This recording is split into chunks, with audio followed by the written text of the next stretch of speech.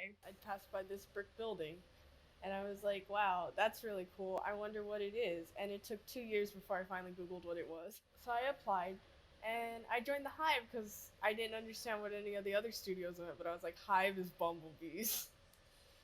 Bumblebees. A lot of my projects before joining SACY were like visual arts.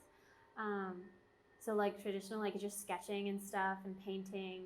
The projects I worked on are like usually really mixed, but that's what I like about the Hive because it's all different media. We study like comics, video games, game design, game making, programming, animation, Photoshop, and Illustrator.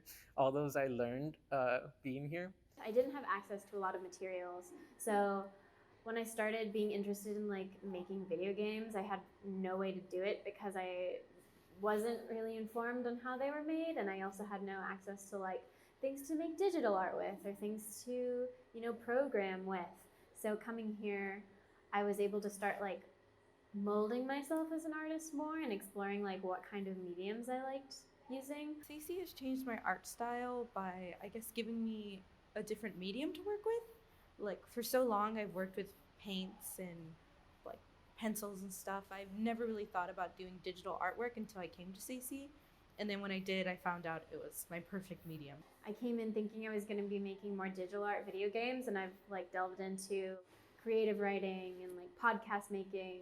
So like literally everything. I've like broadened my horizons a lot rather than just sticking to like, sketching, which a lot of people do already. Friends outside of SACY, they really just come and go. But like friends in SACY, we're kind of just like stuck together. And they're there. And they don't really leave as much as like friends outside who are just like, I have a different career path. I have something else to do. Like, we don't have time. I did have adults that I could trust too and start to confide in. And that was really important for me to start like growing in because I am going through some like hard times every once in a while at home. So having like that support network at a program in San Antonio was really nice. I really like how accepting people are toward any type of art style. There's no one that's like out here just here to like criticize your art or give negative vibes to you or make you discouraged of becoming an artist. But here it's like really the opposite, where like everyone like enjoys what you make. At CC, my friends are more, I guess, open. The instructors, they're here to help kids make things that they're really passionate about. So you don't get shut down like you would at school because, you're not doing something right, because there's plenty of ways to make something really amazing. Mainly the difference between meeting people here and meeting people outside of CC is that usually when I meet like strangers or friends outside of CC, it's usually kind of like really short, where like there's not much connections. But when I go to CC, it's usually like the opposite, where to like I could have like a fun time with them, like talk to them, crack a joke, show them memes, and all have like a nice time in like a really safe environment. Everyone's just really full of love and like passionate about something. So I've never had like an experience where I couldn't, go up and have a conversation about what someone's making, or like, I don't know, something really sweet happens every single day I'm here, have a nice little chat with like someone in another studio, and then of course like really close conversations with people in the Hive. Oh, it is so nice here. And the atmosphere at CC is like, it's more calming, more welcoming. I've never met something so like just relaxing, but also like very open. Like I don't have to worry about who I'm with or where I am while I'm at CC. I'm just like there and no one's judging me. I got put into this computer class, not having any background on any computers whatsoever, and then thrown into making Date Me Super Senpai, the video game of hell. I heard about it when my math teacher gave me a paper or flyer to CC saying that they're accepting new people to the new program called HIVE. And I attended a class in digital media where they're giving a presentation. I got interested and I sent my resume 3 times to CC, and that's how I got here.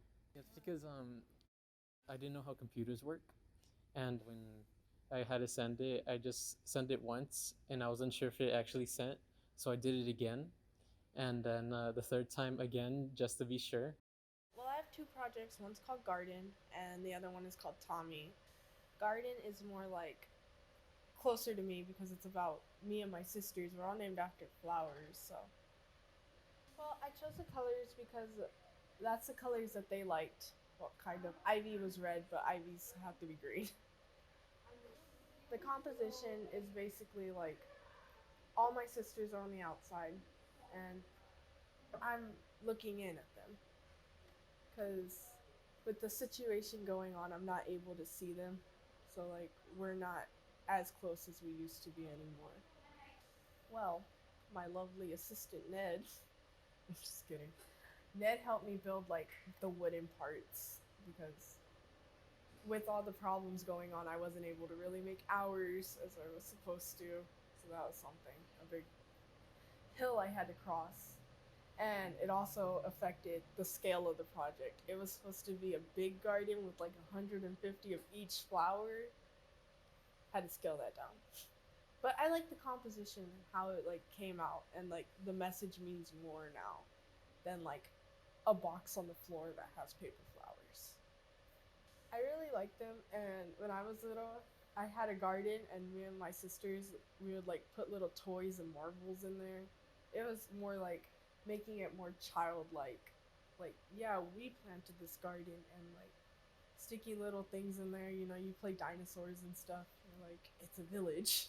Tommy is more about like the things that I've dealt with in life, because like Tommy is basically a more over exaggerating like the issues I went through. So Tommy is basically me, but not saying me. Well, I drew this little character everywhere until like people got tired of it, and so they were like, "Why don't you do something with them?" So I just put all my feelings and thoughts into a collective of poems. Tommy basically goes through this thing of being abandoned by a mother figure, which is Jolene, and then going through like the cycle of being really, really down and then like trying to climb back up until he finds Howard, and Howard kind of like takes over as like helping out Tommy and like getting him back on his feet. My senior project is about fat phobia and how it affects youth and how it also produces eating disorders within youth. And what gave me the idea was the fact that I had struggled with it for like most of my life, and I've seen other kids who are around my age struggle with their body and the idea of being fat and how it affects their mental image. So I wanted to expand on that. My project's titled Actiphobia, which is the fear of failure. So it's a Unity game with a connect component, and I really wanted the person experiencing the project to see themselves in the space.